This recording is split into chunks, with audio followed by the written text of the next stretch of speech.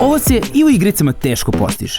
Zamisli okupiš ekipu sa ortacima sa posla, iskopate komšinog malog što je dobar sa loptom, nađete najvišeg lika u selu da brani i uđete u Ligu šampiona ili bar Ligu Evrope. Kako je to moguće? Pazi sada. Apsolutni junaci ovog leta su momci sa Farskih ostrva, ekipa Kies Klaksvika. Oni su na putu do grupne faze izbacili šampione Mađarske i Švedske, Ferencvaroš i Haken. Ako pobede norveškog šampiona Molde, igraće grupnu fazu Lige šampiona, a ukoliko izgube, igraće grupnu fazu Lige Evrope. Ništa od ovoga ne bi bilo čudno da većina igrača ovog kluba nisu samo obični ljudi sa svojim dnevnim poslovima koji igraju srcem za svoj tim. Kako ističe naš Deni Pavlović, inače prvotimac ovog tima, mislim da golman nije ni trenirao. On radi kao električar u Norveškoj, vodio računa o sebi i dobio je šansu. Imamo još 2 električara u timu, jednog direktora firme, jednog prodavca, ima tu i nekih Norvežana, ali oni ne rade. Koliko vole fudbal u ovom gradu, koji broji svega 5000 stanovnika, govori podatak da su najprofesionalniji klub na ostrvima, kao i da su slačionice i fitness centar prekopirali od madridskog Atletika.